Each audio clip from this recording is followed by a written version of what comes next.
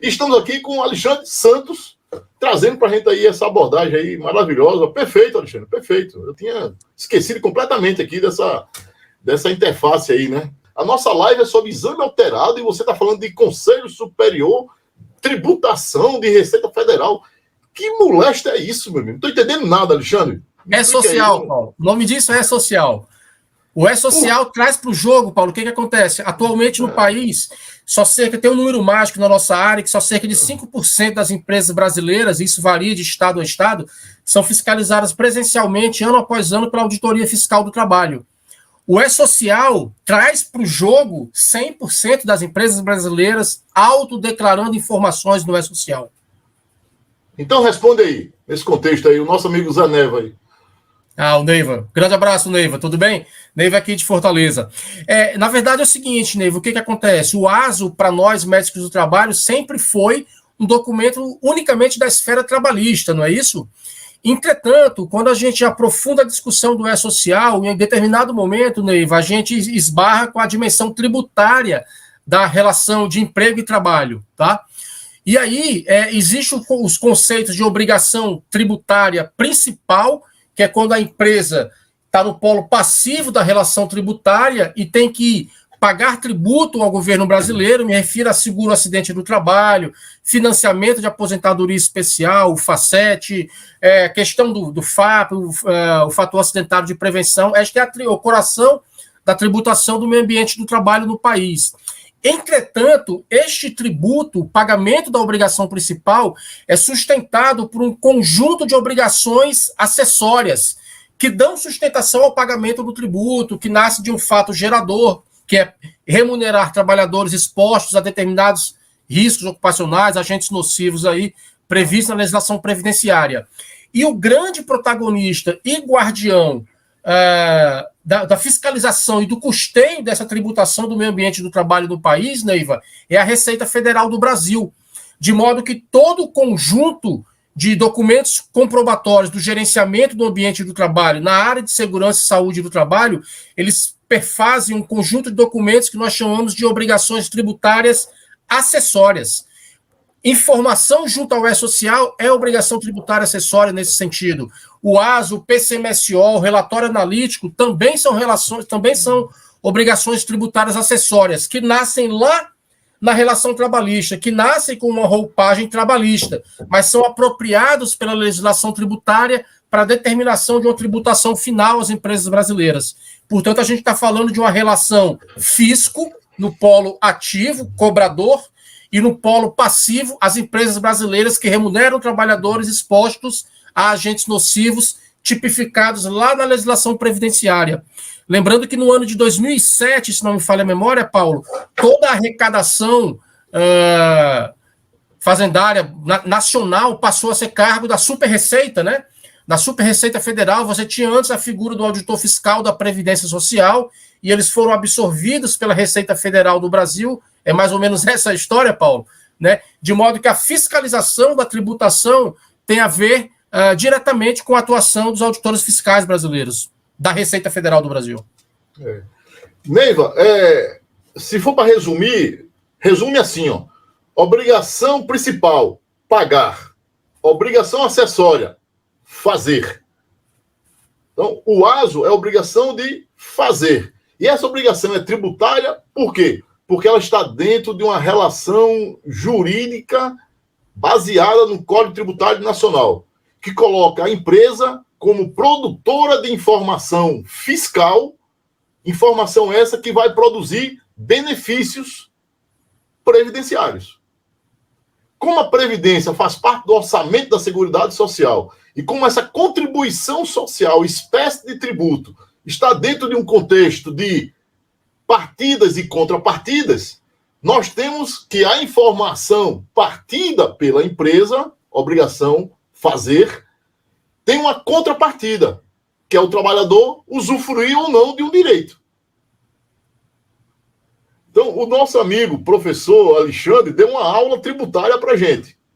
E eu estou fazendo um acréscimo, dizendo o seguinte, que essa obrigação tributária acessória, fazer ASO, é tributária por quê? Porque ao trabalhador há o direito de, lá na frente, perante a Previdência Social, usufruir dos seus direitos previdenciários. E quem faz essa fiscalização é a Receita Federal, Alexandre. Então, para além do tributo, olha que interessante, o tributo é o mote, né? O tributo é a lança, né? Mas essa lança está carregando ali um cabinho ali, que no final puxa o segurado como o direito automático no Cadastro Nacional de Informação Social. Qual o ponto focal aí? O destinatário de toda essa burocracia, o destinatário é o segurado, para que ele não precise levar a sacola da Mesbla cheia de papel velho, com a foto da avó dele, da enchente. Isso foi uma revolução social que nós conseguimos a partir de uma lei que nós produzimos no Congresso Nacional, invertendo o ônus da prova no Cadastro Nacional de Informações Sociais, a partir da veiculação magnética por parte das empresas, via contabilidade, fiscalizada pela Receita Federal do Brasil, para que o trabalhador só precisasse existir. Olha que interessante. Olha a concepção de projeto, Alexandre. A concepção de projeto é o seguinte, ó, Alexandre só precisa existir. Quem tem que ter o estresse é o Estado. O Estado vai avisar para o Alexandre um ano antes. Ô, senhor Alexandre, beleza? Daqui a um ano o senhor é aposentável. Senhor Alexandre, vai contar tempo especial para o senhor Alexandre. Sabe por quê? Porque eu recebi aqui no Cadastro Nacional de Informações Sociais informações de metabólitos de chumbo no sangue. E detalhe, Paulo, tudo isso na mão do trabalhador, que vai ser o principal auditor do E-Social, do aplicativo Meu INSS. Então, pessoal, é muito importante que a gente está falando aqui de sistema tributário sanitário. Sistema tributário sanitário. Então, o sistema sanitário se alia ao sistema tributário, que tem uma coercitividade muito grande, e diz o seguinte, ó, vamos produzir asepsia ambiental, vamos valorizar os bons empregadores, vamos fazer uma faxina ambiental para que os ambientes sejam menos poluídos, e essas informações de poluição ambiental, que geram degradação do meio ambiente e consigo dos trabalhadores, essa degradação é capturada por um veículo que é temido. Então, o PCMSO é temido por quem? Por ninguém. Por isso que esse baratavô aí de amontoado de aso, né? Quando o E-Social traz para si o PCMSO, ele, estou trazendo os bons médicos. E as empresas terão que contratar os bons médicos, os bons enfermeiros. Paulo, me permite um comentário adicional. No evento S2220, a gente avança até a situação da identificação do emitente do ASO, o médico emitente do ASO, e do médico responsável pelo PCMSO. Então, todo esse gerenciamento da saúde do trabalhador, hoje está o CRM do colega lá colocado, né? Então, assim, a gente vai estar inaugurando também uma fase de imensa responsabilidade profissional. Não que antes não fosse, mas antes não havia um poder coercitivo maior que nascia lá na esfera trabalhista. Agora, com a esfera previdenciária e tributária, e o E-Social, com essa malha fiscal digital, o nome do colega vai estar identificado em cada trabalhador.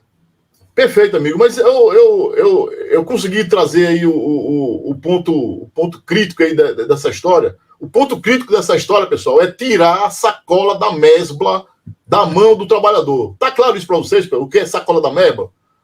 Quem é pobre aqui sabe o que é isso. Quem é pobre sabe o que é isso. Então, o peão, trabalhador, era obrigado a chegar no balcão do INSS, dizer que ele existia.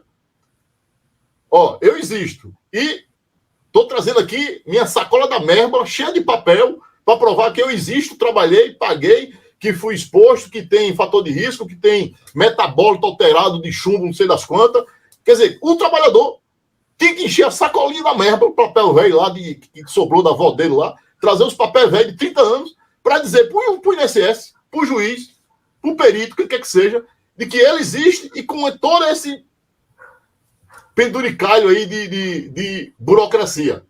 O que é que aconteceu, meu amigo Alexandre? Um deslocamento de burocracia.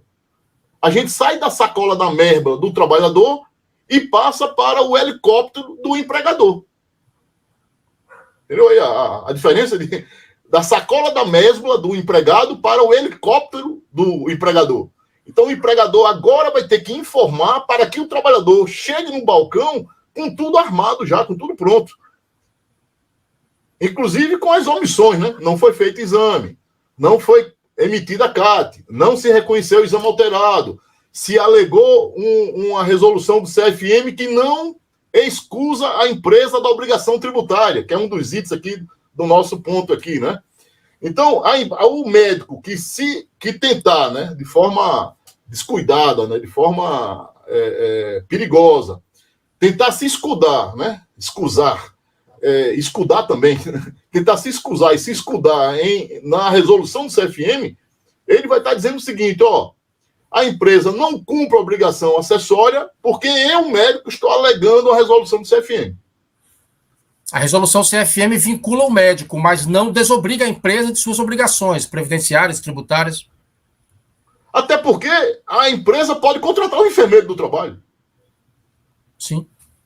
Porque a resolução do COFEM permite. Para que eu vou contratar um médico se o cara é todo cheio de frescura, cheio de resolução para lá, resolução para cá, não pode, não sei o quê, o meu tá na reta, não sei o quê, aquelas conversas. Estou preocupado com o trabalhador, porque aqui é o sigilo médico, né? Na verdade, é o sigilo médico, né? Então, assim, a empresa, eu vou contratar esse cara, eu vou contratar alguém que vai sustentar a minha obrigação tributária.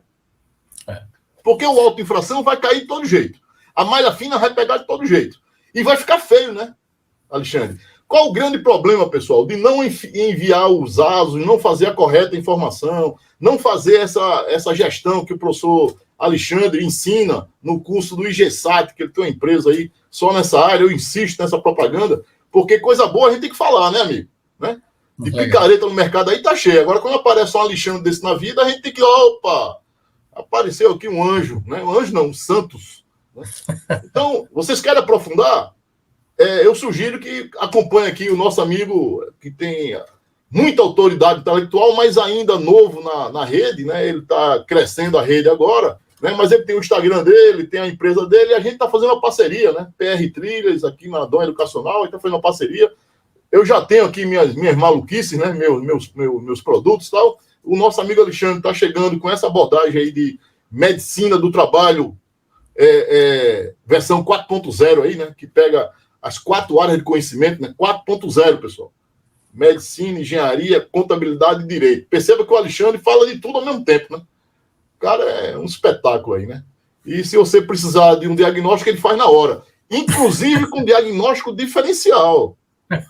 Porque o maior problema de um filho nosso é quando chega no consultório, o médico fala que é virose. Eu tremo nas bases, velho. Quando fala que é virose, puta, caiu na zona cinzenta. Porque se for uma meningite, eu vou perder um tempão, não vou, não? Hein, meu amigo? O cara fala que é virose, puta merda, e agora? É virose. Porque os sinais e sintomas, né, que o nosso amigo já nos ensinou aí, os sinais e sintomas, eles confundem. Eu preciso de um Alexandre do outro lado que entenda de tributo, de direito, de contabilidade, mas entenda de medicina, cacete. Para fazer o diagnóstico diferencial e para não ficar enchendo o saco aqui, pedindo exame à toa, né? Gerando despesa para a empresa. Para que ficar pedindo um monte de exame? O Alexandre vai lá, não, meu amigo. Esse exame aqui é importante para o diagnóstico diferencial. Olha o nível. Estou viajando muito, Alexandre? Não, é isso mesmo, Paulo, é isso mesmo. Paulo, eu queria encerrar, sim, Paulo, com um comentário breve sobre se a gente pudesse reunir todo esse conjunto de informações que a gente conversou. Eu queria que os colegas que estivessem nos ouvindo saíssem daqui com uma percepção, Paulo, de que a gente está diante de uma oportunidade profissional sem precedentes na história de segurança e saúde do trabalho no país, Paulo, né? Eu diria que essa necessidade de gestão e compliance em tempos de E-Social, ela vai separar os homens dos meninos no mercado, né? Eu acho que as empresas vão necessariamente, para poder fortalecer a sua gestão e não se verem envolvidas em problemáticas, né, junto ao fisco, junto a, enfim, ao governo brasileiro, vai ter que ter um cara, um engenheiro, que seja capaz de dar um respaldo, circularização de todas as informações que sustentam isso perante o fisco brasileiro. E a mesma coisa para o colega médico do trabalho, o técnico de segurança, o colega enfermeiro do trabalho, o conjunto de oportunidades que nasce com o E-Social para as empresas dispostas a fazer gestão real e efetivamente, inclusive como diferencial competitivo no mercado, né, Paulo? Não interessa, imagine se você é um investidor, Paulo, investir na empresa A ou na empresa B. A empresa A repleta de reclamações trabalhistas, de ação regressiva previdenciária e outras mais, e a empresa B saneada, com o SESMIT que funciona, que está antenado, né, nestas novas articulações da área de segurança e saúde do trabalho, que vão lá beber do direito tributário, do direito previdenciário, do direito trabalhista, de princípios contábeis de escrituração e fiscalização digital destas informações. Então é um mundo radicalmente novo. Quem surfar essa onda gigantesca que está aí, só para a gente ter uma noção, gente, tá? O E-Social, ele é obrigatório também para todos os entes públicos brasileiros que têm trabalhadores seletistas nesse momento, né? Então você imagina o setor público que tem uma baixíssima, ou diria, ausente cultura de segurança e saúde do trabalho, os caras não sabem sequer o que é um ASO. Vão ter que prestar informações ao E-Social agora. E mais, a relação da gestão de terceiros, né, de mão de obra terceira dentro da sua planta, por exemplo, isso cria uma obrigação tributária que extrapola o E-Social, que vai para um outro subsistema que é complementar ao E-Social, que é a FD-REINF, onde você declara informações do prestador de serviço e do tomador de serviço sobre valor de nota fiscal, de face de nota fiscal, que tem a ver com o financiamento de aposentadoria especial de trabalhadores terceirizados. Então é um mundo que está nascendo gigantesco e a gente precisa de gente capacitada, né, Paulo? E aí é nesse contexto que aparece a Dom Educacional, tentando trazer essa racionalidade sistêmica do setor para, enfim, para o público da área de segurança e saúde do trabalho do país. É também a nossa humilde contribuição aí, junto com o IGESAT, né, o Instituto de Gestão e Estudos em Saúde Ambiental e do Trabalhador, que está agora fazendo essa parceria com o Paulo Rogério, né? Paulo Rogério era um ídolo, né? Onde eu já era fã, era um ídolo, autor de vários livros, né? De tese de doutorado que virou legislação, né? Falo de NETEP, falo de FAP, né? Mas hoje tenho o privilégio de chamar de amigo e poder fazer essa parceria contigo, Paulo. A medicina, ela complementa os exames a partir de fatores de risco, né? Então, tem o fator de risco químico, físico, biológico e tal. O que a colega está dizendo é, na ausência de fatores de riscos, preciso fazer exames complementares? Se precisa. Não, hoje o PCMSO restringiu para a lógica ocupacional, né? Somente os riscos que demandam controle médico presentes no PGR é que vão migrar para o PCMSO, que vão aparecer lá no ASO, né? A NR7, assim como a NR1, traz um tratamento diferenciado para um segmento de empresas, né, graus de risco 1 e 2, que comprovem a ausência de exposição a risco químico, físico, biológico e ergonômico, no caso do PCMSO. Esta empresa estaria desobrigada da elaboração do PCMSO, entretanto, não da realização de ASO admissional, periódico e demissional, com a periodicidade ali de 2 em 2 anos, né, para esses periódicos não vinculados ao PCMSO. Do ponto de vista formal, me parece, Paulo, que o governo oficializou o ASO avulso, né? Então, mas para fazer o ASO, você precisa prescrever ou não exames complementares. Essa é a pergunta. Então, lá no periódico, nessa situação, prescreve-se ou não exame complementar? Não necessariamente, porque no PGR lá está apontando que não há riscos, então você não faria. A não ser que você lance mão, e isso é prerrogativo do médico do trabalho, de outros exames que extrapolam aqueles sugeridos nos agentes, nos riscos ocupacionais presentes no PGR. Então, esses exames complementares aqui são aqueles definidos no PCMSO. Sim. Que podem ser outros que não esses. Que podem ser outros que não esse, porque a NR7... Primeiro que a NR7 nova tirou a promoção da saúde como uma palavra importante, né? E vinculou a NR7 especificamente, o PCMSO, ao risco ocupacional, né? Ao risco relacionado à ocupação em si ali, né? Ocupação não, ao ambiente de trabalho, melhor dizendo, né?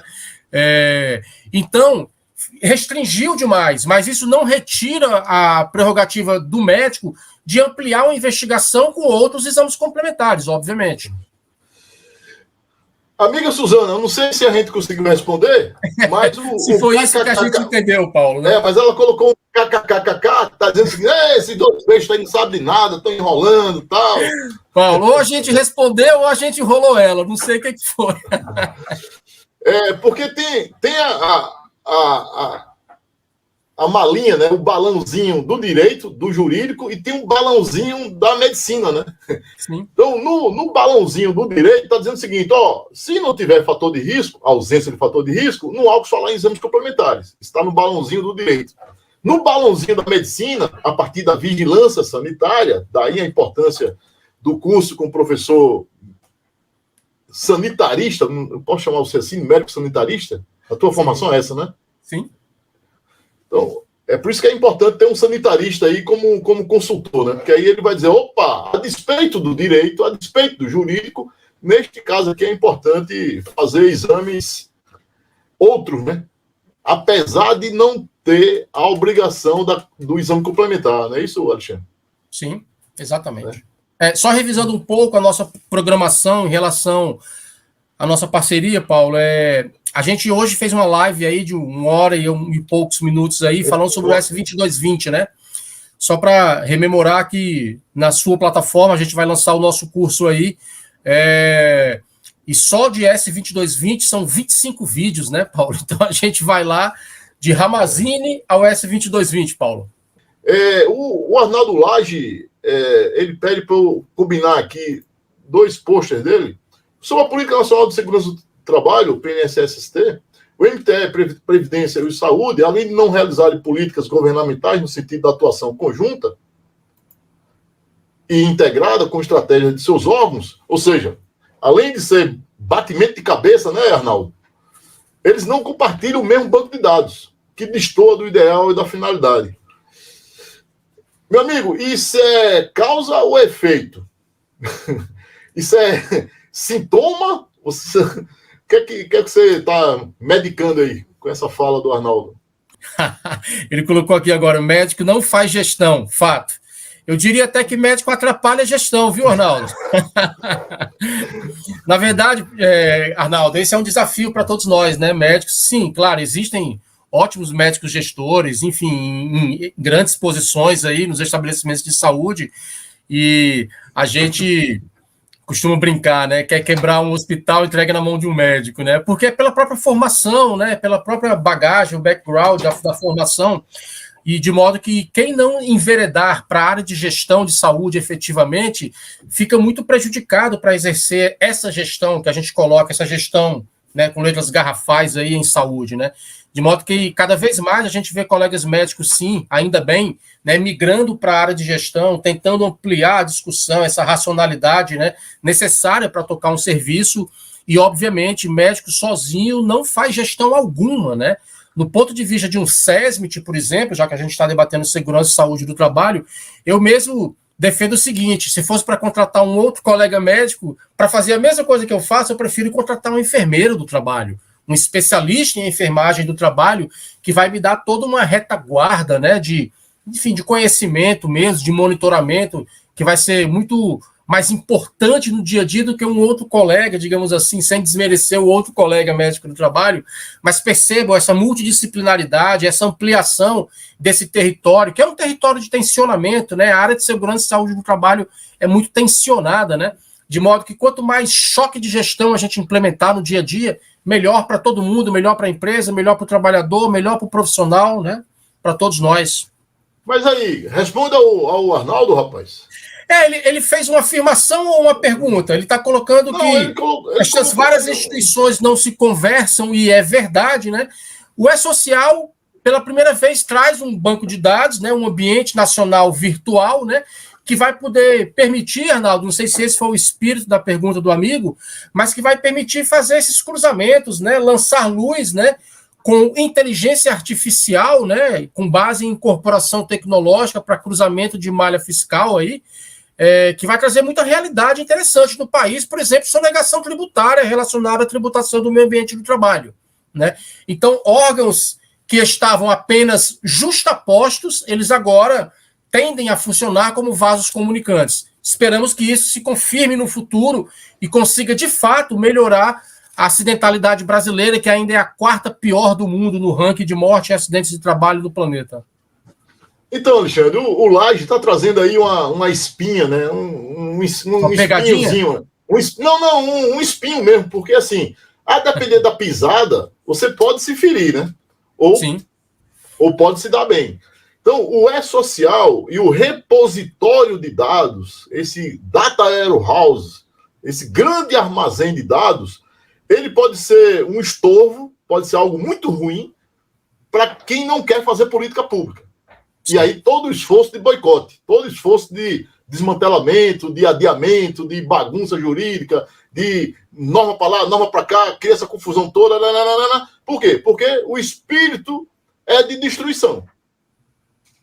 Agora, por outro lado, você pega esse mesmo armazém de dados e tem um governo preocupado com o social, ele vai fazer política pública. Pode até errar, mas ele vai ter mais chance de acertar, concorda? Porque ele vai ter um banco de informações. Eu vou estar lá com os 14 milhões de CNPJ ativos, um banco de dados ali fenomenal, astronômico, de 10 a 12, 10 a 16, 10 a 20 no expoente.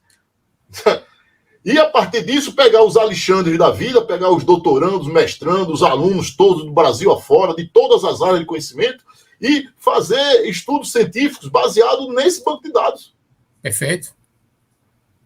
Então, assim, amigo Laje, a resposta, ela depende da veia política que você pegar, né? Você que eu falo, o ser etéreo, né? Então, assim, se a gente pega alguém que está a fim de destruir, esse banco pode ser um estorvo, pode ser algo complicado, e não vale a pena, vamos boicotá-lo. Agora, eu posso fazer integração de todas as áreas, se eu tiver política pública dizendo isso, certo? E aí eu preciso de uma lei que organize isso. Para fazer essa lei, eu tenho que ter vontade política, certo, Alexandre? Perfeito. E isso explica, Paulo, ao longo do tempo, os sucessivos adiamentos do E-Social, a resistência, né? Porque caiu naquela veia política da destruição, né? Só que o E-Social, o bicho é tão bom, o projeto tem uma concepção tão robusta, né? Que não conseguiram matar o bicho. Porque a parte podre do E-Social, podre que eu falo no sentido da robustez, né? A parte fraca, melhor dizendo, a parte fraca caiu. Caiu por quê? Porque é fraca. Que é a norma trabalhista. Tudo que era de norma trabalhista caiu. Por que caiu? Porque é fraco. Por que não derrubaram a parte do PPP? Porque é tributário. Tentaram, pela via indireta, derrubar o biológico do PPP. Conseguiram no meu papel, mas não conseguiram no 2220. Está de pé ainda. Então, Laje, eu tenho esperança que a gente consiga escapar 2022 e entrar numa formulação de política pública efetivamente preocupada com o resultado social. E o E-Social, o CNIS, essa revolução que está sendo produzida agora, vai produzir efeitos lá na frente. Porque a tese de doutorado que produziu o NTEP só foi possível por conta dos bancos de dados. Agora imagina que, como eu, vários alunos, vários mestrandos, doutorandos, graduandos, enfim, todo mundo que quiser pesquisar, grupos de pesquisa, começa a pesquisar sobre isso. Então, imagina que a gente pegue verbas do Bradesco. Olha que interessante. Bradesco tem um problema sério. Itaú, mesmo problema. Santander, mesmo problema. Qual é o problema? Transtorno mental. CIDF. Desafio científico. Eu vou pegar dinheiro, injetar dinheiro nas faculdades, nas universidades. É o quê? Sistema bancário. Vou colocar bilhões aqui para produzir hipóteses cientificamente suportáveis de solução desse problema. Ou não, Alexandre? Sim. Política privada. Isso é política privada. Agora, essa política privada precisa de política pública que organize tudo isso. Porque como é que o Bradesco vai fazer um estudo na Universidade do Piauí se não tem acesso às informações do E-Social? Porque esse pesquisador lá no Piauí vai conseguir estudar a agência do Santander lá em Teresina. Mas ele precisa ter outros bancos, correto, Alexandre? Correto. Olha para que serve o E-Social. Né? Olha para que serve o E-Social, cara. Então, assim, se você está preocupado com coisas boas, o E-Social vai produzir coisas boas. Se você está preocupado com destruição, o E-Social é só um estorvo. Beleza, amigos? Amigo Laje, não sei se nós respondemos, mete um kkkkkk, igual a Suzana fez com a gente. Aí, vocês enrolaram, não responderam nada, bandeira. Mas essa desarticulação, pessoal, é deliberada. Essa desarticulação que nós estamos vivendo hoje, que o nosso amigo Laje declarou aqui para a gente, é uma desarticulação deliberada exatamente para dizer que o Estado não presta, que tudo que é estatal não presta, que é um bando de vagabundo, é um bando de incompetente, nós brasileiros somos incompetentes, vira-latas, tem que pegar tudo que vem de fora e tem que implantar aqui de cabeça, de goela abaixo, enfim. Então é uma opção política, né? E nós aqui estamos fazendo esse debate de forma aberta, né? E aí, pessoal, a gente está com o PR Trilhas, em parceria com o nosso amigo Alexandre, com a IGSAT, que é a empresa dele de educação.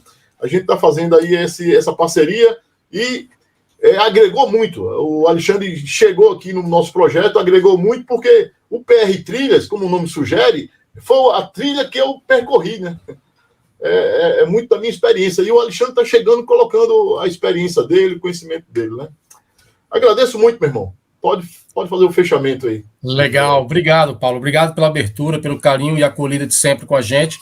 De nossa parte, a gente promete aí suar bastante para fazer esses cursos rodarem, para fazer essa parceria funcionar bem, né? A gente entende que a gente tem conhecimentos que se complementam, né? Você como engenheiro de segurança do trabalho, como auditor, também como advogado, né? Conhecedor das leis aí, e a gente como, enfim, médico do trabalho, que mexe com metido a lidar um pouco com gestão, né, de saúde do trabalhador, né, pela minha formação anterior, né, como médico do trabalho. E, enfim, Paulo, eu espero que renda muitos frutos, né, que a gente consiga avançar mais, cada vez mais aí, ajudar os colegas aí a surfar essa grande onda, né, esse grande tsunami que é o E-Social, como oportunidade profissional para todos nós. Então fica o nosso imenso abraço a todos aí.